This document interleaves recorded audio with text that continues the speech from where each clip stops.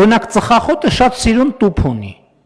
Առողջ ապրելակերպը սիրուն տուփ չունի։ Մեր ամբողջ խնդիրն է, որ առողջ ապրելակերպը բրենդինգ ունենա։ Մեր խնդրեմը այն չի,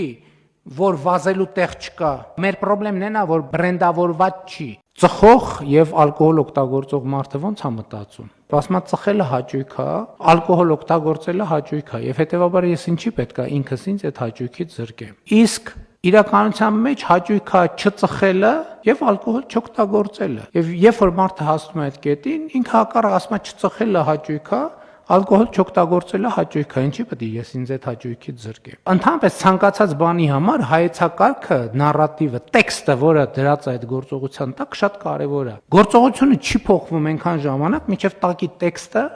այսինքն soft-ը, ծրագիրը չի փոխվում։ Եվ հետեւաբար, այո, առողջ ապրելակերպը պետք է ինքը նաև դառնա շահավետ, որը պետք է արտահայտված լինի կոնկրետ բոնուսներով, կոնկրետ հնարավորություններով եւ այլն եւ այդպես շարունակ։